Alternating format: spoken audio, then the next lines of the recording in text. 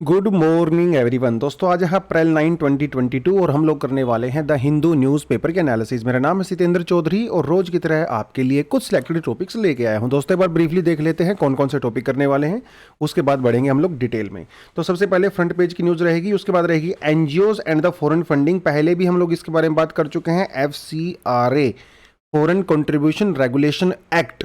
तो एक्चुअली इसमें होता क्या है, जो एनजीओज को फॉरेन फंडिंग मिलती है उसको सरकार रेगुलेट कर रही है, जिसके अगेंस्ट में बहुत सारे एनजीओ सुप्रीम कोर्ट में गए थे। यहाँ पे सुप्रीम कोर्ट का एक वर्डिक्ट आया है जो सभी के लिए काफ़ी शॉकिंग है। मेरे लिए पर्सनली भी काफ़ी सरप्राइजिंग रहा, क्योंकि ये उम्मीद नहीं थी सुप्रीम कोर्ट से कि इस तरह का वर्डिक्ट आएगा। तो क्या वो वर्डिक्ट है, आगे हम न्यूज़ में इसको देखेंगे। Benchmark interest rate, repo rate, reverse repo rate, accommodative policy, RBI से रिलेटेड बहुत सारी टर्म्स हैं, इनको हम लोग बात करेंगे, क्योंकि आरबीआई के अभी जो गवर्नर जी हैं शांताराम जी, उन्होंने अकोमोडेटिव पॉलिसी के बारे में कुछ कहा है। और आरबीआई की लेटेस्ट जो पॉलिसी आई है उसको इन्फ्लेशन को कैसे टारगेट किया गया है उसके बारे में बात करेंगे। Hindi versus and as national language, Amit Shah ji हमारे जो गृह मिनिस्टर हैं, गृह मंत्री हैं, उन्होंने कुछ कहा है, अभी बयान दिया है, जिसको लेके पार्लियामेंट में काफ़ी ज़्यादा हंगामा हुआ। तो वो क्या पूरा मामला है जो उन्होंने कहा है उसको थोड़ा देखेंगे। और इसके बैकग्राउंड में हम लोग इंडिया का जो कॉन्स्टिट्यूशन है हमारा, उसके जो प्रोविजंस वगैरह है वो भी थोड़ा देख लेंगे। Standard deposit facility of the RBI, ये एक नया स्कीम दोबारा से आरबीआई ने लॉन्च किया है। इसको कई साल पहले प्रपोज किया गया था उर्जित पटेल कमेटी के द्वारा, लेकिन फाइनली आरबीआई ने इसको अडॉप्ट किया है। क्यों किया है, क्या ये पूरा मामला है, होता क्या है standard facility deposit facility of RBI, इसको थोड़ा सा देखेंगे।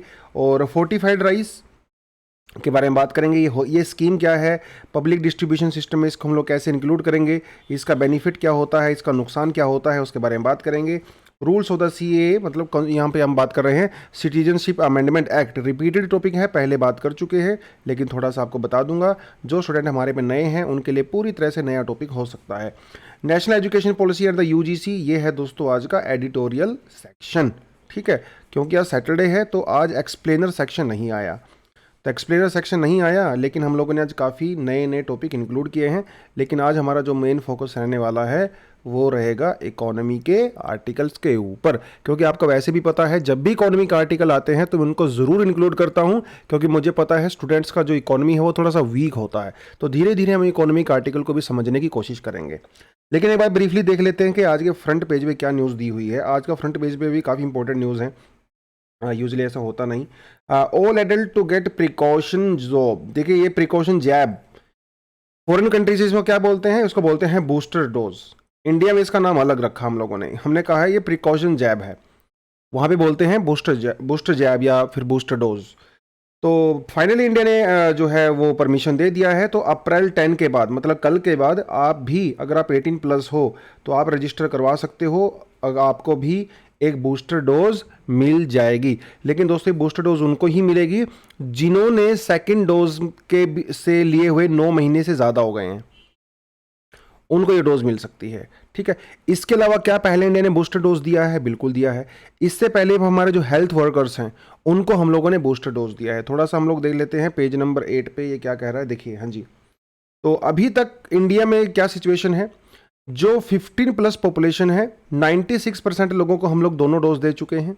83% जो 15+ है उनको लगभग कम से कम एक डोज से ज़्यादा मिल चुका है। 2.2 करोड़ लोगों को प्रिकॉशनरी डोजेज ऑलरेडी हम लोग दे चुके हैं। फ्रंटलाइन वर्कर्स वगैरह हैं या फिर जो 60+ पॉपुलेशन है उनको दे चुके हैं। ये हम लोग क्यों दे रहे हैं, क्योंकि अभी एक नए जो वायरस के जो केसेस हैं वो थोड़े से इंक्रीज होने शुरू हो गए हैं, खासकर केरला में। एक नया वेरिएंट आया है जिसे कहा गया XE, इसके बारे में हम लोगों ने बात किया था। एक्चुअली जो ओमिक्रॉन के 2 वेरिएंट हैं, BA1 और BA2, उनके ही कॉम्बिनेशन से बना है XE। तो XA, XB, XC, XD, इसमें से जो XE है ना, ये थोड़ा सा ज़्यादा ट्रांसमिसेबल है, बहुत जल्दी फास्ट होता है, और यूनाइटेड किंगडम के अंदर इसको जो है अभी ऑब्जर्व किया गया है। इंडिया में गुजरात में भी XE का एक नया केस, पहला केस आया है। पहले कह रहे थे कि मुंबई में आया है, लेकिन वो प्रूव नहीं हो पाया। गुजरात में कह रहे हैं कि नया केस आया, तो लेट्स होप कि सब कुछ ठीक ठाक रहे और ये केस आगे ना बढ़े। वो पूरी बात है। Home ministry seeks 6 months to frame CAA, मतलब सिटीजनशिप अमेंडमेंट एक्ट की बात कर रहा है। इसके पहले हम लोग बात कर चुके हैं। देखिए दोस्तों, होता क्या है, पार्लियामेंट के अंदर कानून पास करने एक अलग बात है। ठीक है, आपने बिल पेश किया, लोकसभा में, राज्यसभा में वोटिंग हुआ, वो पास हो गया, पास होने के बाद वो प्रेसिडेंट के पास गया, प्रेसिडेंट ने उसके ऊपर अपने सिग्नेचर कर दिए। सिग्नेचर करने के बाद वो बन जाता है एक्ट। लेकिन इतना काफ़ी नहीं होता, ये सिर्फ और सिर्फ 10% जॉब होती है। इसके बाद 90% जॉब बनी रहती है। वो 90% जॉब करते हैं एग्जीक्यूटिव्स। देखिए, कानून आपने बना दिया, लेकिन कैसे वो कानून इंप्लीमेंट होगा, है ना, क्या क्या चीज़ों की उसमें रिक्वायरमेंट पड़ेगी, उसके लिए आपको रूल्स बनाने पड़ते हैं कि क्या आपको चाहिए, कहाँ जाना है, कौन सी अथॉरिटी है, कितने दिन में काम होना चाहिए। वो सारा का जो प्रोसीजर सेट होता है ना, उसे हम लोग रूल्स बोलते हैं। और ये किया जाता है एग्जीक्यूटिव के द्वारा। ठीक है, तो जब तक रूल्स नहीं बनते, जब तक कोई भी कानून इंप्लीमेंट नहीं होता। अब सीएए आपने बना तो दिया। सीए में हम लोगों ने क्या किया, जो 6 माइनॉरिटीज़ हैं, जो non Muslim undocumented communities India में आती हैं, पाकिस्तान, बांग्लादेश, अफगानिस्तान से, उनको हम लोग सिटीजनशिप देने की बात किया था। लेकिन उसके लिए रूल हम लोगों ने अभी तक नहीं बनाए, और क्योंकि रूल नहीं बनाए इसीलिए उनको सिटीजनशिप भी नहीं प्रोवाइड कराई गई। जब से ये कानून पास हुआ है, तब से लेके अभी तक सरकार बार बार एक्सटेंशन देती रही है। देखिए, दिसंबर 2019 में ये पास हुआ था, है ना। उसके अलावा बाद बहुत सारे प्रोटेस्ट भी हुए थे, 80 के लगभग लोग उस प्रोटेस्ट में मारे भी गए थे अनफॉर्चुनेटली। तब से लेके सरकार ने अभी तक रूल्स बनाने को लेके एक्सटेंशन मांगी है। होम मिनिस्ट्री के अंडर में आता है, तो सरकार ने 6 महीने का और समय मांगा है। मुझे ऐसा लगता है कि सरकार मोड में नहीं है इस कानून को इम्प्लीमेंट करने के लिए। वो सिर्फ पार्लियामेंट में पास कर दिया गया, ठीक है। एक्चुअली में सरकार रूल्स नहीं बना रही है। वो क्यों नहीं बना रही है, वो उसने अभी कोई ऐसा कारण बताया नहीं। लेकिन सीएए आज के समय में कानून तो ज़रूर है, लेकिन ग्राउंड पे अभी इम्प्लीमेंट नहीं किया गया है। हो सकता है सरकार ये सोच रही हो कि दोबारा से प्रोटेस्ट वगैरह ना हो जाएं। और इंटरनेशनल कम्युनिटी में भी काफ़ी ज़्यादा क्रिटिसाइज़ किया गया था इंडिया के इस मूव को। इसे डिस्क्रिमिनेटरी कहा गया था मुस्लिम्स के अगेंस्ट में, वो सारी की सारी चीज़ें हुई थी। तो वो एक रीज़न भी हो सकता है, लेकिन सरकार ने खुल के अभी ऐसा कुछ बताया नहीं है। ठीक है जी, चलिए आगे बढ़ते हैं। इसका थोड़ा सा स्लाइड वगैरह मैंने आपको प्रोवाइड कराई हुई है, वो स्लाइड आपको मिल जाएगा। Shah pitches for the Hindi use, opposition cries foul. देखिए क्या कहता है, अमित शाह जी ने दोबारा से हिंदी को लेके बयान दिया है। उन्होंने कहा है कि देखिए, इंडिया एक बहुत बड़ा डाइवर्स कंट्री है, अलग अलग लोग अलग अलग लैंग्वेज बोलते हैं, लेकिन जो कनेक्टिंग लैंग्वेज है आज के समय में वो क्या है, वो है इंग्लिश। इंग्लिश कनेक्टिंग लैंग्वेज है, हिंदी कनेक्टिंग लैंग्वेज नहीं है। आप जब इंडिया में घूमोगे, आप जब कर्नाटका में जाओगे, केरला में जाओगे या फिर नागालैंड में जाओगे, आपको एक चीज़ रियलाइज़ होगी कि वहाँ के लोग हिंदी नहीं समझते। अगर आप हिंदी बेल्ट से बिलोंग करते हो तो ना वो गुजराती समझते, ना वो बंगाली समझते, वो समझते हैं इंग्लिश। और जब वो लोग, मान लो अगर कोई ऐसा आदमी है जो जो तमिलनाडु से हरियाणा में आया है, अब उसको तो हिंदी नहीं आती, तो कैसे कम्युनिकेट करेगा? वो कम्युनिकेट करेगा इंग्लिश का यूज़ करके। तो इंग्लिश एक कनेक्टिंग लैंग्वेज है जो सारी इंडियन लैंग्वेज को आपस में जोड़ती है। और इंडिया का जो नेशनहुड है और जो एक वननेस की फीलिंग है, नेशनलिज्म की फीलिंग है, इंग्लिश का उसमें बहुत बड़ा रोल रहा है, क्योंकि आपस में कम्युनिकेट कर सकते हैं ना। लेकिन अमित शाह जी ने कहा है कि ये चीज़ें पुरानी हो गई हैं, आने वाले समय में हम लोग क्या करने वाले हैं नहीं, उन्होंने सिर्फ सजेशन दिया है कि इंग्लिश जो है वो एक कम्युनिकेटिंग लैंग्वेज होनी चाहिए, हिंदी जो है कम्युनिकेटिंग लैंग्वेज होनी चाहिए रादर देन इंग्लिश। और जैसे ही उन्होंने बयान दिया, हो हल्ला होने लगा। Southern Indian states, north eastern states, कई सारे दूसरे स्टेट्स भी, इवन बिहार से भी कई पॉलिटिकल पार्टीज ने इसको अपोज किया। उन्होंने कहा कि आप ऐसा नहीं कर सकते, इंडिया में सभी लैंग्वेज इतनी ही इंपॉर्टेंट है जितनी हिंदी है, तो आप हिंदी को खास इंपॉर्टेंट यहाँ पे मत दीजिए, आप हिंदी को दूसरे स्टेट्स के ऊपर मत थोपिए। और ये हिंदी और अदर लैंग्वेज वाला जो डिबेट है बहुत समय से चल रहा है, नया डिबेट नहीं है। लेकिन अगर हम कॉन्स्टिट्यूशन की बात करें तो कॉन्स्टिट्यूशन में कोई नेशनल लैंग्वेज वाला कॉन्सेप्ट ही नहीं है। हमारे यहाँ पे कोई नेशनल लैंग्वेज है ही नहीं, हमारे यहाँ पे सिर्फ ऑफिशियल लैंग्वेज है। और हमारे यहाँ पे ऑफिशियल लैंग्वेज कितनी है? 8 ऑफिशियल लैंग्वेज हैं अकॉर्डिंग टू शेड्यूल 8। हालांकि इनिशियली वो 14 हुआ करती थी, बाद में हम लोगों ने इसमें 8 लैंग्वेज जो है और ऐड कर दिया। ठीक है, आप यहाँ पे देख सकते हो, मैंने थोड़ा सा यहाँ पे ऐड किया है। जैसे सिंधी को ऐड किया था हम लोगों ने 67 में, कोंकणी, मणिपुरी, नेपाली 1992 में, बोडो, डोंगरी, मैथिली और संथाली इसको हम लोगों ने 2003 में ऐड किया था। लेकिन इनिशियली हमारे पास सिर्फ 14 लैंग्वेज हुआ करती थी। ठीक है, ये आपको थोड़ा सा पता होना चाहिए। उसके अलावा एक दो चीज़ें आपको और यहाँ पे बताता चलूँ मैं कि हमारा जो आर्टिकल 343 है और 351 है, ये जो है ये लैंग्वेज की बात करते हैं। इसके बीच में सारे प्रोविज़न जो है लैंग्वेज से रिलेटेड हैं। आर्टिकल 344(1) क्या कहता है? ये कहता है कि प्रेसिडेंट जो है वो समय पे टाइम टू टाइम एक कमीशन को बनाएंगे और वो कमीशन क्या करेगा, वो लैंग्वेज के बारे में बात करेगा, ठीक है। और एक्चुअली ये कमीशन बनाया गया था 1965 में कमीशन की जो है वो समय पूरा हुआ था। और 1965 में एक्चुअली इनिशियली क्या हुआ था, 1965 में हिंदी को इंडिया की ऑफिशियल लैंग्वेज डिक्लेयर किया जाना था। लेकिन 1940 जब से हमारा कानून लागू हुआ था 1952 से लेके 1965 तक, हिंदी के साथ साथ इंग्लिश भी हमारी एक कम्युनिकेटिंग और ऑफिशियल लैंग्वेज होनी थी। लेकिन 1965 में सदर्न इंडियन स्टेट्स में दंगे हो गए। उन्होंने कहा कि नहीं, आप इंग्लिश को कंटिन्यू रखिए। और तब हम लोगों ने उसके अंदर अमेंडमेंट किया और ये बोला कि जब तक सारे स्टेट्स अग्री नहीं होते तब तक हिंदी के साथ साथ इंग्लिश को भी हम लोग ऑफिशियल लैंग्वेज रखेंगे। क्योंकि अकॉर्डिंग टू आर्टिकल 351 ये यूनियन की ड्यूटी है, सरकार की ये ड्यूटी है कि वो हिंदी लैंग्वेज की प्रमोशन के ऊपर काम करेंगे। और हमारा जो आर्टिकल जो है वो ये कहता है कि हिंदी हमारी बेसिकली ऑफिशियल लैंग्वेज है, लेकिन दूसरी लैंग्वेज भी हैं और अलग अलग स्टेट्स ने अलग अलग ऑफिशियल लैंग्वेज को डिक्लेयर किया हुआ है। ये भी कॉन्स्टिट्यूशन प्रोवाइड कराता है फ्रीडम स्टेट्स को, ठीक है। तो एज सच इंडिया की कोई एक ऑफिशियल लैंग्वेज नहीं है। हालांकि हिंदी को यहाँ पे बोला गया है कॉन्स्टिट्यूशन में, लेकिन कॉन्स्टिट्यूशन में ये भी बोला गया है कि दूसरी लैंग्वेज भी हो सकती हैं। और आज के समय में इंडिया में 22 ऑफिशियल लैंग्वेज हैं। इंडिया के कोई भी एक नेशनल लैंग्वेज नहीं है, राष्ट्रभाषा नहीं है। ये थोड़ा आपको ध्यान रखना है, बहुत सारे लोग इसमें कंफ्यूज हो जाते हैं। लेकिन इसके साथ साथ इंडिया में क्लासिकल लैंग्वेज का कॉन्सेप्ट भी होता है। तो 6 हमारे यहाँ पे क्लासिकल लैंग्वेज हैं। कौन कौन सी हैं? तमिल, संस्कृत, कन्नड़ा, तेलुगु, मलयालम और ओडिया, ठीक है। 6 क्लासिकल लैंग्वेज हैं।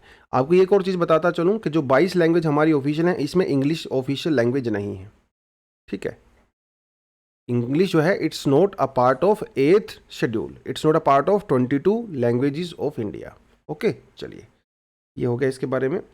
आगे बढ़ते हैं। क्या कहता है, देखिए, RBI holds benchmark interest rate. ये एक पूरा मामला क्या है, यहाँ पे थोड़ी चीज़ आपको मैं बताने की कोशिश करूंगा। जैसे अकोमोडेटिव पॉलिसी क्या होती है, ठीक है, वो थोड़ा सा हम लोग देखेंगे। मैं एक बार थोड़ा स्लाइड को निकाल लेता हूँ, कहाँ पे हम लोगों ने इसको ऐड किया हुआ है। यस, ये रहा, देखिए, RBI holds benchmark interest rate. तो ये बेंचमार्क इंटरेस्ट रेट क्या है? वैसे तो अगर आप इकोनॉमी के प्रॉपर टर्म में जाओगे तो बेंचमार्क इंटरेस्ट रेट का मतलब होता है मीबोर, ठीक है। एक कॉन्सेप्ट होता है हमारे सामने लीबोर। ये जो लंदन इंटर बैंकिंग जो इंटरेस्ट रेट होता है, ये बेसिकली वो होता है। और ये होता है मुंबई। मुंबई का मतलब ये है हमारा मुंबई इंटरेस्ट बैंक ऑपरेटिंग जो हमारा इंटरेस्ट रेट होता है वो होता है। तो एक बैंक मान लो एसबीआई और पीएनबी, इनके बीच में पैसे का लेन देन होता है। वो फ्री में नहीं होता, उसके ऊपर इंटरेस्ट चार्ज किया जाता है। कितना इंटरेस्ट चार्ज किया जाएगा वो डिसाइड किया जाता है मीबोर के द्वारा। लेकिन यहाँ पे इस आर्टिकल में इन्होंने बेंचमार्क इंटरेस्ट रेट को पता क्या बोला हुआ है? Repo rate. रेपो रेट भी हमारा बेंचमार्क इंटरेस्ट रेट होता है। वैसे दोस्तों इंडिया में 2 तरह के बेंचमार्क इंटरेस्ट रेट होते हैं, एक होता है इंटरनल और एक होता है एक्सटर्नल। इंटरनल वो होता है जो बैंक अपनी इंटरेस्ट रेट को डिसाइड करने के लिए फिक्स करते हैं। ये बैंकों का अपना सिस्टम होता है, जैसे बेस रेट हो गया, जैसे प्राइमरी लैंडिंग रेट हो गया, ये सब इंटरनल होता है। एक होता है एक्सटर्नल जो आरबीआई डिसाइड करता है और बैंक उसको फॉलो करते हैं। जैसे हमारा यहाँ पे रेपो रेट हो गया, रिवर्स रेपो रेट हो गया, वो सब का सब आपका आरबीआई के द्वारा डिसाइड किया जाता है। तो ये बैंक रेपो रेट है क्या, थोड़ा सा आपको ये बताता चलूँ। जैसे मान लो मैं हूँ, तो मेरा खाता कहाँ पे है? एसबीआई बैंक में है। तो एसबीआई इज़ माई बैंकर। तो जब मुझे पैसे की रिक्वायरमेंट होगी तो मैं एसबीआई के पास जाके पैसा ले सकता हूँ। और जब मेरे पास पैसा एक्स्ट्रा हो जाता है तो मैं एसबीआई में जाके अपने पैसे को डिपॉजिट भी करवा सकता हूँ। ऐसे ही इसी तरह से मान लो यहाँ पे पीएनबी बैंक है। पीएनबी बैंक का जो बैंकर होता है वो होता है आरबीआई। तो जब पीएनबी को पैसे की रिक्वायरमेंट होती है तो पीएनबी जाता है आरबीआई के पास कि भैया मुझे 100 करोड़ रुपया दे दो। तो आरबीआई इसको 100 करोड़ रुपीस दे देता है, लेकिन बदले में क्या चार्ज करता है? इंटरेस्ट रेट चार्ज करता है। फ्री में नहीं देता कुछ भी। और ये जब बैंक पीएनबी आरबीआई से पैसा लेता है तो उसके बदले में क्या देता है? कोलैटरल देता है। कोलैटरल मतलब सिक्योरिटी।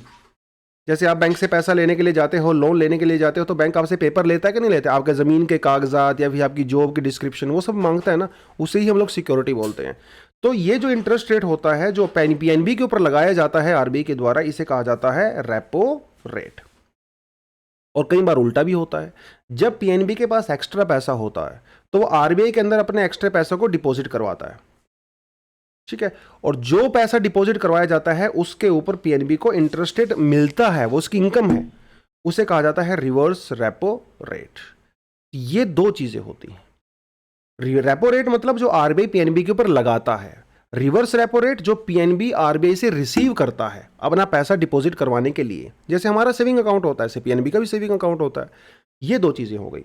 अब ये रेपो रेट कैसे यूज किया जाता है?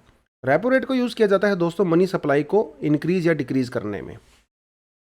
थोड़ा समय लूंगा इस आर्टिकल में मैं। कैसे? देखो, मान लो ये पीएनबी है, पीएनबी को जो है वो आरबीआई से पैसा चाहिए, तो आरबीआई के ऊपर क्या लगाएगा? इंटरेस्ट रेट लगाएगा। लेकिन अगर तो ये हमारा रेपो रेट हो गया। अब सपोज करो कि रेपो रेट बहुत ज्यादा है, तो इसका मतलब पीएनबी अगर आरबीआई से पैसा लेगा तो उसको ज्यादा इंटरेस्ट पे करना पड़ेगा। ये तो भैया महंगा हो गया लोन, ये तो काफी महंगा हो गया ना। इसे हम लोग क्या बोलते हैं? इसे डियर पॉलिसी बोलते हैं। चलिए इतना टेक्निकल टर्म में नहीं जाएंगे, लेकिन अगर इंटरेस्ट रेट ज्यादा होगा तो आरबीआई पैसा पीएनबी जो है वो आरबीआई से पैसा नहीं लेगा। सीधी सी बात है, आप बैंक में क्यों जाओगे अगर बैंक आपके ऊपर हाई इंटरेस्ट रेट चार्ज करेगा? आपको क्या बेनिफिट है? हाँ, अगर बैंक आपसे कम इंटरेस्ट रेट चार्ज करेगा तो आप भाग के जो है बैंक में जाओगे, लोन लेने के लिए जाओगे। तो रेपो रेट जो है डिसाइड करता है कि पीएनबी आरबीआई से लोन लेगा कि नहीं लेगा। अगर रेपो रेट बहुत ज़्यादा हाई होता है, मतलब इंटरेस्ट रेट बहुत ज़्यादा हाई होता है, तो पीएनबी जो है लोन नहीं लेगा।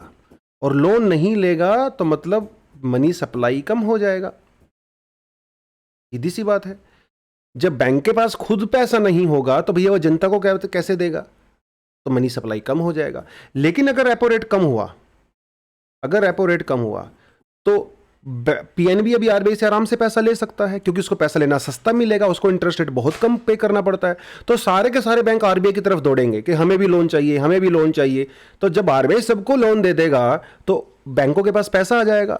जब बैंकों के पास पैसा आएगा तो जनता के पास पैसा आएगा, तो मनी सप्लाई इंक्रीज हो जाती है। तो ये जो रेपो रेट और रिवर्स रेपो रेट है, ये मनी सप्लाई को इंक्रीज और डिक्रीज करने के लिए इसका यूज किया जाता है। अब ये भी आपको पता है दोस्तों, अगर मनी सप्लाई हाई होती है तो मार्केट में डिमांड हाई होती है, क्योंकि लोगों के पास पैसा आ गया। और अगर डिमांड हाई होगा तो इन्फ्लेशन क्रिएट होगा, ऑब्वियस सी बात है ना। और ये जो मनी सप्लाई है ये रेपो रेट के ऊपर डिपेंड करती है। इसका मतलब रेपो रेट और रिवर्स रेपो रेट को हम लोग इन्फ्लेशन को टैकल करने के लिए भी यूज कर सकते हैं, क्योंकि repo rate influences the money supply influences the demand, and demand leads to inflation. तो इसीलिए आरबीआई के द्वारा ये जो रेपो रेट है और रिवर्स रेपो रेट है उसका यूज किया जाता है इन्फ्लेशन को कम करने में या ज्यादा करने में। और आरबीआई की ये लीगल ड्यूटी होती है कि उसको इंडिया में इन्फ्लेशन कम करना है। कितना करना है? 2% से लेके 6% तक। हालांकि ये 4% होता है आइडियल, लेकिन वो +-2 हो सकता है। अगर 6% से ज़्यादा इन्फ्लेशन होता है तो आरबीआई मार्केट से पैसा खींचना शुरू कर देती है, लेकिन अगर वो 2% से कम होता है तो मार्केट में सप्लाई बढ़ाना शुरू कर देती है। अभी देखिए यहाँ पे दो चीज़ें होती हैं, ठीक है। एक होती है यहाँ पे accommodative policy. Accommodative policy, accommodative policy का मतलब ये है कि आरबीआई ग्रोथ के ऊपर फोकस करती है। और ग्रोथ कब होगा? जब मैन्युफैक्चरिंग बढ़ेगा, ऑब्वियस सी बात है। और मैन्युफैक्चरिंग कब बढ़ेगा? जब टाटा बिरला अंबानी ज़्यादा से ज़्यादा फैक्ट्री लगाएंगे। और फैक्ट्री लगाने के लिए क्या चाहिए? पैसा चाहिए। सीधी सी बात है। तो जितना टाटा बिरला अंबानी के पास पैसा होगा उतनी ही ज़्यादा मैन्युफैक्चरिंग होगी, उतनी ही ज़्यादा ग्रोथ होगी और एम्प्लॉयमेंट जनरेट होगा।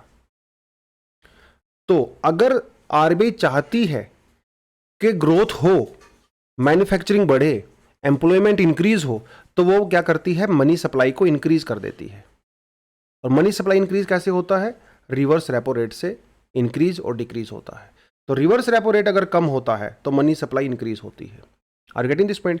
तो हुआ क्या था पेंडेमिक के दौरान, क्योंकि मार्केट में डिमांड बहुत कम हो गई थी, है ना, ग्रोथ हो नहीं रही थी, मैन्युफैक्चरिंग बढ़ नहीं रही थी, तो आरबीआई ने अपनी इंटरेस्ट रेट्स को काफ़ी कम कर दिया था ताकि बैंक ज़्यादा से ज़्यादा पैसा ले सकें, टाटा बिरला अंबानी के पास ज़्यादा से ज़्यादा पैसा आ सके, लोग एजुकेशन लोन लें, कार लोन, होम लोन, सब लोन सस्ते हो गए थे पेंडेमिक के दौरान, इंटरेस्ट रेट काफ़ी कम हो गया था, ठीक है।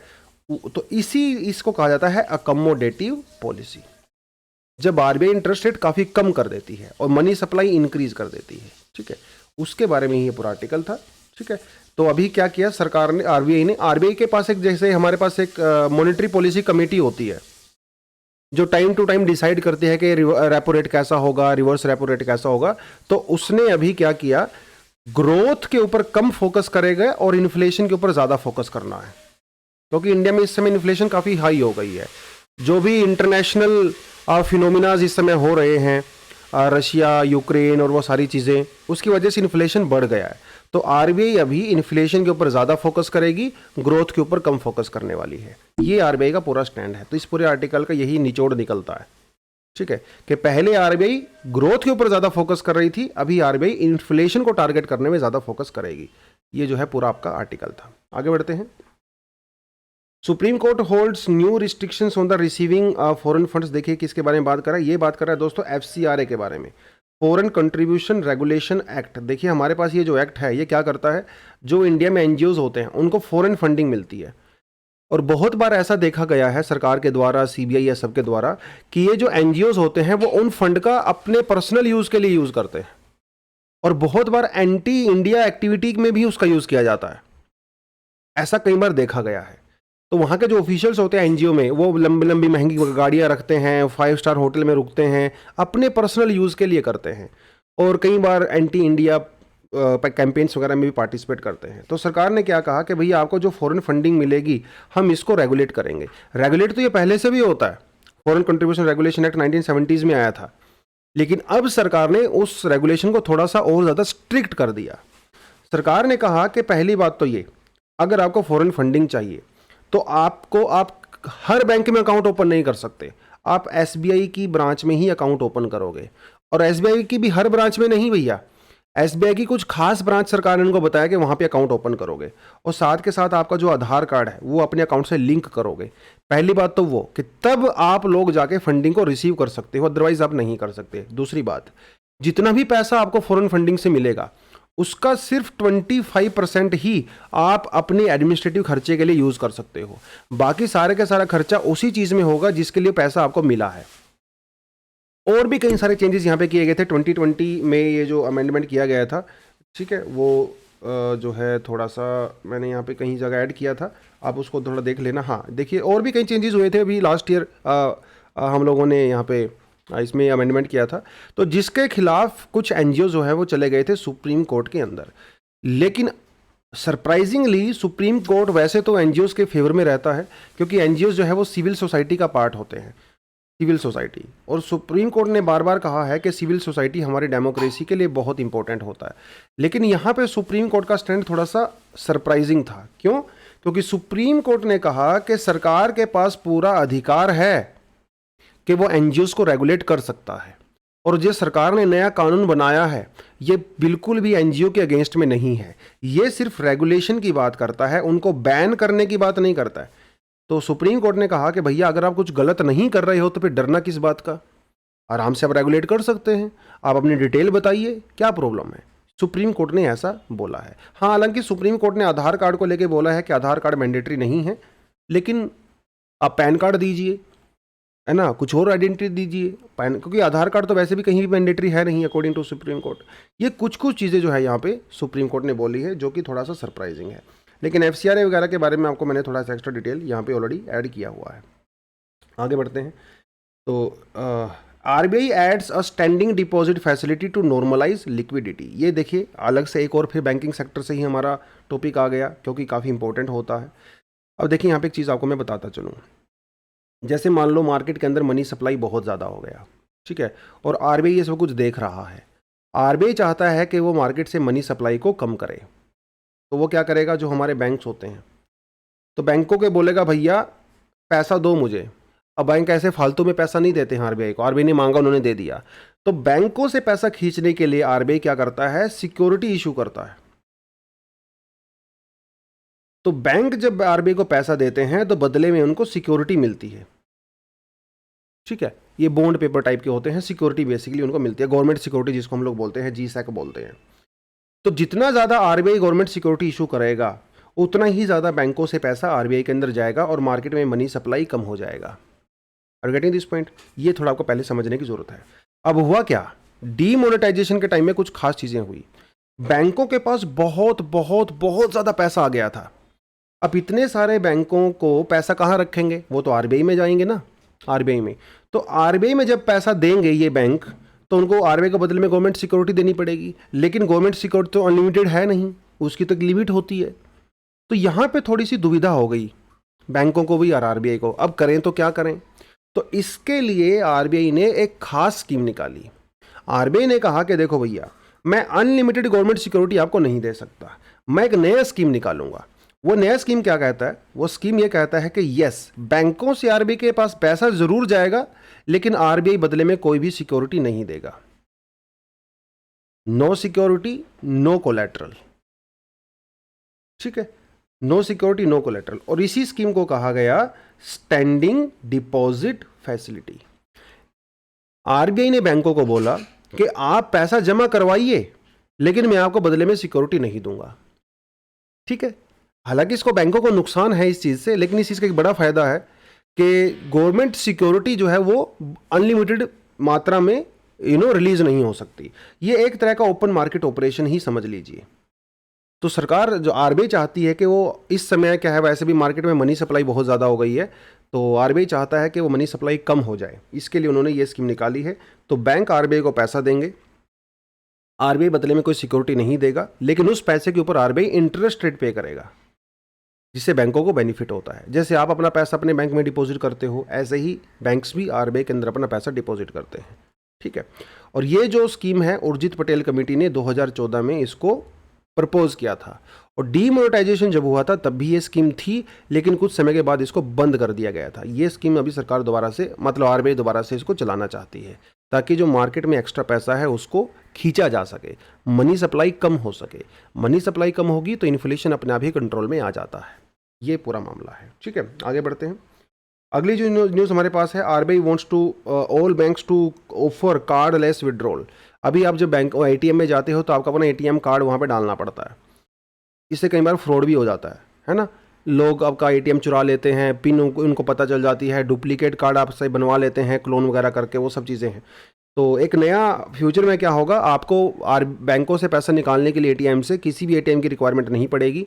आपको क्या करना है, अपने यूपीआई से आप निकाल सकते हो पैसा, ठीक है। आपके जो जैसे आप जो भी भीम ऐप यूज़ करते हो या पेटीएम कोई भी यूज़ करते हो, उसी से आप अपने एटीएम से पैसा निकाल सकते हो, इससे फ्रॉड नहीं होगा। तो आरबीआई चाहती है कि आने वाले समय में जितने भी बैंक हैं वो कार्डलेस विड्रॉल का यूज़ करें।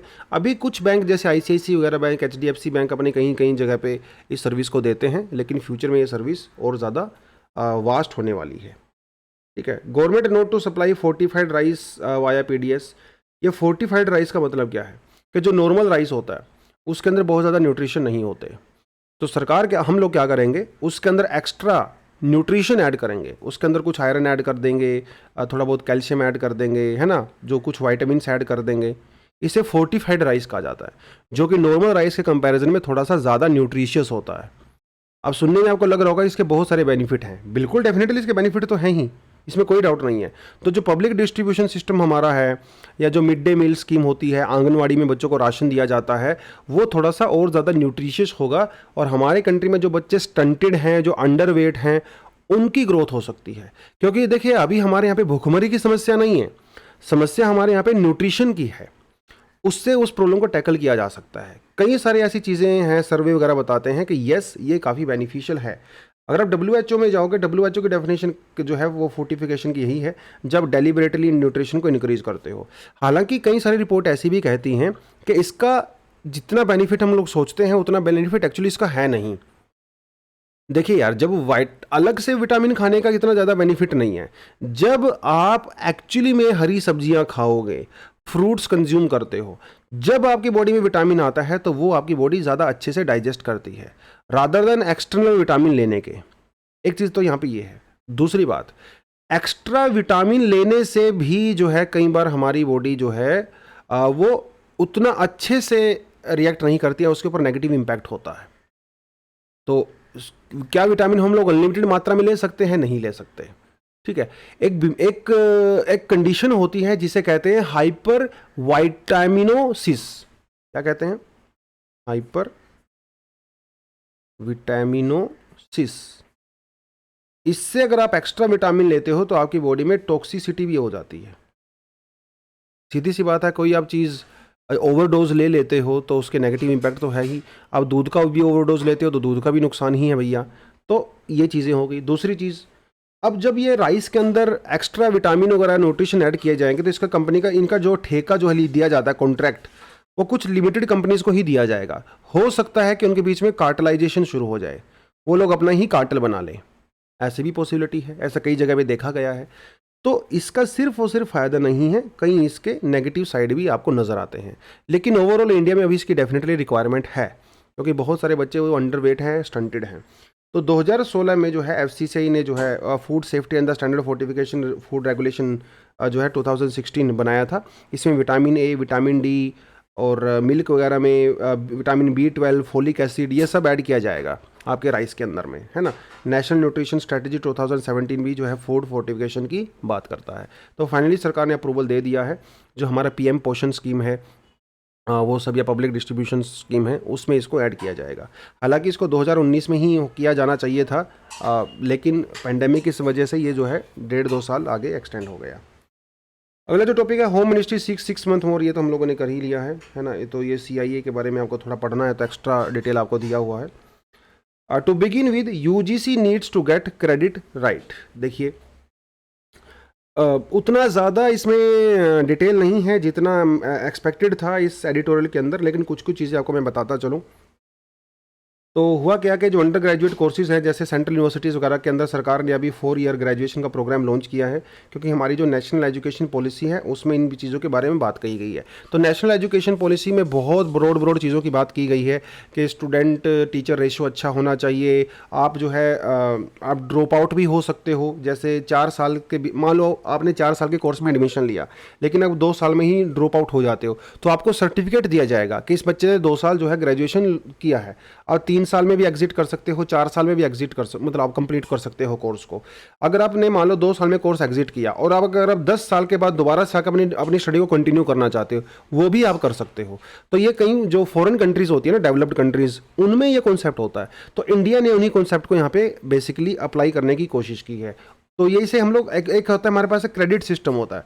क्रेडिट सिस्टम ये होता है कि कोई टीचर कितने क्लास में कितने घंटे के लिए पढ़ाएगा, वो एक वीक में कितनी क्लासेस लेगा, कितने घंटे के लिए वो एक्चुअली क्लास में प्रेजेंट होगा और कितने घंटे वो इंस्टीट्यूशन के अंदर स्पेंड करेगा। देखिए क्लास के अंदर टीचर का आना एक अलग चीज़ होती है, लेकिन टीचर का इन्वॉल्वमेंट होना एक अलग चीज़ होती है। जैसे मान लो मैं सुबह सुबह ये आधे घंटे की क्लास करता हूँ, 30 मिनट की क्लास करता हूँ, लेकिन इस 30 मिनट के कंटेंट को तैयार करने में मुझे जो है 3 घंटे लगते हैं। ये दोनों चीज़ें अलग होती हैं। तो टीचर क्लास में जितना टाइम स्पेंड करता है उससे बहुत ज़्यादा टाइम स्पेंड उस कंटेंट को प्रिपेयर करने में करता है। तो ये चीज़ भी जो है इस नेशनल एजुकेशन पॉलिसी के अंदर इसको क्रेडिट सिस्टम बोला जाता है। तो इन्होंने जो है ब्रिटेन का और USA का एग्जाम्पल दिया है। हम लोग ज़्यादा डिटेल में इसके जाने की जरूरत नहीं है, लेकिन कहना यह है कि जो UK है, UK के अंदर 7 क्रेडिट सिस्टम लागू होता है और USA के अंदर 3 क्रेडिट सिस्टम लागू होता है। इसका मतलब ये है कि एक हफ्ते के अंदर मान लो कोई टीचर है वहाँ पे 2 कोर्स लेता है, 2 कोर्स, तो हर कोर्स के लिए UK में उसको 3 घंटे क्लासरूम में स्पेंड करने पड़ते हैं। ठीक है, मतलब कितना हो गया, 6 घंटे हो गए अगर वो 2 कोर्स ले रहा है। तो एक हफ्ते में टीचर को एक हफ्ते में क्लासरूम में 6 घंटे स्पेंड करने पड़ते हैं। ये है ब्रिटेन का सिस्टम। USA का सिस्टम ही लगभग कुछ कुछ ऐसा ही होता है, लेकिन वहाँ पे 3 क्रेडिट रेटिंग सिस्टम होता है, लेकिन ओवरऑल वो भी 6-7 घंटे ही स्पेंड करता है। लेकिन अगर अब USA में वहाँ पे अगर हॉलीडेज वगैरह सब कुछ चीज़ों को कंसिडर करो तो USA में एक चीज़ देखी गई है कि वहाँ के टीचर क्लासरूम में उतना समय स्पेंड नहीं करते। और अगर हम लोग इंडिया की बात करें, इंडिया में टीचर्स क्लासरूम में ज़्यादा समय स्पेंड करते हैं। अब यहाँ पे कुछ बेनिफिट भी हो सकते हैं, कुछ नुकसान भी हो सकते हैं, लेकिन ज़्यादातर इसका नुकसान होता है। अगर टीचर ज़्यादा समय क्लासरूम में रहेगा तो इसका क्या ड्रॉबैक है? इसका ड्रॉबैक ये है कि वो अपना जो कंटेंट प्रिपेयर कराया जाता है उसकी क्वालिटी कम हो जाती है, क्योंकि वो समय तो क्लासरूम में प्रोवाइड करा रहा है। अगर वो क्लासरूम से बाहर होते तो कंटेंट को प्रिपेयर करने में लगाते। दूसरी बात, अगर टीचर ज़्यादा समय क्लासरूम के अंदर स्पेंड करेगा तो भैया वो रिसर्च कब करेगा? यही एक रीज़न है कि इंडिया की यूनिवर्सिटीज़ में फैकल्टीज़ के ऊपर इतना प्रेशर होता है क्लास को अटेंड करने का कि इंडिया में जेन्युइन रिसर्च नहीं हो पाती। और अगर आप यूएसए में देखो, वहाँ पे बहुत ज़्यादा इंडिपेंडेंट रिसर्च की जाती है प्रोफेसर्स के द्वारा, साइंटिस्ट के द्वारा और कॉलेज यूनिवर्सिटीज़ के द्वारा, क्योंकि टीचर उतना समय स्पेंड नहीं करते हैं क्लासरूम में जितना इंडिया में किया जाता है। तो ये जो न्यू एजुकेशन पॉलिसी है या फिर अभी जो 4 ईयर ग्रेजुएशन प्रोग्राम है, इसमें इस बात को बेसिकली इग्नोर कर दिया गया। सारी चीज़ें उन्होंने वहाँ से अप्लाई किया, लेकिन इस चीज़ को अप्लाई नहीं किया। अब इंडिया में टीचर के ऊपर वर्कलोड इतना ज़्यादा है कि वो लोग रिसर्च वगैरह पे फोकस नहीं कर पाते। और वर्कलोड क्यों है? क्योंकि हमारे यहाँ पे वैकेंसीज बहुत ज़्यादा हैं, स्टूडेंट बहुत ज़्यादा हैं, उसके कंपैरिजन में जितनी यूनिवर्सिटीज़ कॉलेज होने चाहिए उतने नहीं हैं, जितने टीचर होने चाहिए उतनी नहीं है। तो टीचर भर्तियों का क्या हालत है इस चीज़ का आपको पता ही है। और जो टीचर भर्तियाँ होती हैं भैया, वहाँ पे होता है लार्ज स्केल करप्शन। इसीलिए हमारे यहाँ पे जो क्वालिटी है उस पर फोकस नहीं किया जाता। ज़्यादातर फोकस किया इस पर किया जाता है, क्वांटिटी पे फोकस किया जाता है। जल्दी से जल्दी जो है डिग्री करवा दो बच्चों को, है ना। ये यहाँ पे बड़ी चीज़ है। लेकिन इन्होंने कहा इसका सोल्यूशन भी है हमारे साथ, अगर हम उसको इम्प्लीमेंट करें तो कुछ सोल्यूशन तो वेस्टर्न कंट्री में हम लोग ढूंढ ही सकते हैं कि ज़्यादा टीचर्स को जो है आप भर्ती कीजिए, वहाँ पे लेबोरेटरी सिस्टम बढ़िया से बनाइए, वो सारी चीज़ें। एक सोल्यूशन उन्होंने यहाँ पे ये भी बोला कि जो स्टूडेंट ग्रेजुएट कर लेते हैं, जो ग्रेजुएट हो जाते हैं, जिन्होंने ग्रेजुएशन में अच्छा परफॉर्म किया है, क्या हम उनको टीचिंग प्रोसेस में इन्वॉल्व नहीं कर सकते? डेफिनेटली कर सकते हैं। नहीं, फुल टाइम टीचिंग की बात नहीं कर रहा है वो ये कह रहा है कि जब वहाँ की फैकल्टी प्रोफेसर जब वो अपने रिसर्च में इन्वॉल्व होता है तो उसके लिए उसको जो कंटेंट प्रिपेयर करना पड़ता है, तो क्या उसको अंडर ग्रेजुएट जो स्टूडेंट टीचर पास जो स्टूडेंट पास हो चुके हैं, क्या उनको हेल्प नहीं कर सकते? डेफिनेटली कर सकते हैं। अगर बाई चांस कभी कभी सब्सिट्यूट क्लासेस लेनी हुई तो क्या वो सब्सिट्यूट क्लासेस नहीं ले सकते? कभी कभी किसी किसी जो टॉपिक आसान होता है, डेफिनेटली उसको भी कर सकते हैं। तो जो ग्रेजुएट पास हो चुके स्टूडेंट हैं, आप उनको प्रोसेस में इन्वॉल्व कीजिए, ज़्यादा टीचर्स को भर्ती कीजिए, ज़्यादा यूनिवर्सिटी कॉलेजेस ओपन कीजिए, तब जाके जो है एक अच्छा रिसर्च होगा और टीचर के ऊपर वर्कलोड भी कम होगा। सिर्फ ब्लाइंडली वेस्टर्न कंट्रीज़ के मॉडल को यहाँ पे फॉलो ना करने की बजाय हमारी जो सिस्टम है हम उसको यहाँ पे इंक्लूड करें। क्योंकि देखिए यूएसए का जो सिस्टम है वो दुनिया का सबसे ज़्यादा इंडिपेंडेंट एजुकेशन सिस्टम माना जाता है। वहाँ पे सरकार यूएसए में एजुकेशन सेक्टर को बहुत ही कम रेगुलेट करती है कि वो क्या पढ़ा रहे हैं, कैसे पढ़ा रहे हैं, उनका करिकुलम कैसा है, वर्कलोड कैसा है, टीचर स्टूडेंट का रेशो कैसा है, लेबोरेटरी सब वो लगभग वहाँ पे इंडिपेंडेंट होता है। तो अगर हम लोग न्यू एजुकेशन पॉलिसी के तहत उनके मॉडल को ही अप्लाई करना चाहते हैं तो भैया हमारे इंडिया में जो कॉलेजेस हैं, जो स्कूल्स हैं और जो यूनिवर्सिटीज़ हैं, आप उनको भी इंडिपेंडेंट दीजिए, है ना। तभी तो इंडिपेंडेंट रिसर्च होगा। जब यूनिवर्सिटी अपने डिसीजन खुद लेगी तभी तो वो रिसर्च कर पाएगी। तो ये कुछ चीज़ें इन्होंने यहाँ पे बोली हुई है। इन्होंने कहा कि बहुत अच्छा स्टेप है जो 4 ईयर ग्रेजुएशन प्रोग्राम है, बहुत बढ़िया है, काबिले तारीफ़ है, लेकिन इसके अंदर जो कुछ कमियां हैं वो दूर करने की ज़रूरत है। और मेन कमी क्या है? जो टीचर क्लासरूम में टाइम स्पेंड करते हैं, जो टीचर के ऊपर, फैकल्टी के ऊपर लोड होता है, उसके बारे में ये बात करता है। इसके छोटा सा एग्जाम्पल मैं आपके खुद से दे सकता हूँ। मान लो इस क्लास को, न्यूज़पेपर को तैयार करने के लिए मुझे इवनिंग तक का समय होता कि मुझे इवनिंग में 6 बजे क्लास देना है, तो और मुझे सारा दिन इसी कंटेंट के ऊपर तैयारी करनी है, तो डेफिनेटली ये कंटेंट बहुत बहुत बहुत ज़्यादा इंप्रूव होता। लेकिन अगर कल को प्रेप वाले मुझे बोलते हैं कि देखो यार आपको जो है 5:30 बजे ही न्यूज़पेपर का एनालिसिस देना है, तो डेफिनेटली मेरे पास कंटेंट प्रिपेयर करने के लिए कम समय होगा, तो उतना क्वालिटी नहीं आ पाएगा, है ना। तो इंडिया में ये हमारे यहाँ पे कहावत होती है कि जितना गुड़ डालोगे उतना ही मीठा होता है। तो ये बेसिकली यही बात कर रहे हैं कि अगर टीचर ज़्यादा समय क्लासरूम में स्पेंड करेंगे तो वो रिसर्च के ऊपर और कंटेंट के ऊपर उतना फोकस नहीं कर पाएंगे। ये चीज़ इन्होंने इस पूरे आर्टिकल के अंदर बोला हुआ है। उसके अलावा हमारे पास कुछ एडिशनल आर्टिकल भी हैं, ये आप पढ़ सकते हो एडिटोरियल, ये वह पढ़ सकते हो यहाँ पे एग्रीकल्चर सोसाइटी वाला। India studying USA sanction also, Alrosa जो है वो रशिया की डायमंड कंपनी है एक्चुअली, है ना। और इंडिया में जो सूरत है वो एक डायमंड का एपिक सेंटर है भैया, दुनिया में डायमंड वगैरह प्रोसेस किए जाते हैं यहाँ पे। तो उसको लेके है रशिया में जो बैन लगाए गए हैं इन कंपनीज़ वगैरह के ऊपर, है ना। मिसाइल सिस्टम हम लोगों ने किया है, नेवी का नया कंप्लीट ट्रेनिंग की है, पब्लिक सेक्टर अंडरटेकिंग CCA, है ना, वो थोड़ा आप यहाँ पे एक्स्ट्रा कंटेंट पढ़ सकते हो। और ये तो खैर कल वाला है आर्टिकल, इसमें ऐड हो गया, कोई बात नहीं, ठीक है। तो यही था दोस्तों आज का ट्यूटोरियल। लेकिन जो स्टूडेंट हमारे प्लेटफॉर्म पे नए हैं उनको बताता चलूँ कि हम लोग अपना फाउंडेशन कोर्स भी लॉन्च कर रहे हैं। उसके बारे में अगर आपको जानकारी चाहिए तो इस व्हाट्सएप नंबर पे आप मैसेज कर सकते हो। डिस्क्रिप्शन में आपको लिंक भी मिल जाएगा, वहाँ पे जाइए आराम से, जितना आप फॉर्म फिलअप कीजिए, जो भी इन्फॉर्मेशन चाहिए वो आपको वहाँ पे मिल जाएगा। लेकिन कोर्स के अंदर कोई भी कमी नहीं रहने वाली है। अगर आप इस फाउंडेशन कोर्स को ज्वाइन करते हो तो प्रीलिम्स, मेंस और एसए वगैरह की टेस्ट सीरीज तो आपको वैसे ही मिल जाती हैं। उसके अलावा 1-to-1 प्रोग्राम में गाइडेंस आपको मिलता है, टीचर के साथ मेंटरिंग आपको मिलती है, डाउट क्लियरिंग सेशंस होते हैं, आपकी आंसर राइटिंग प्रैक्टिसेस वगैरह कराई जाती हैं।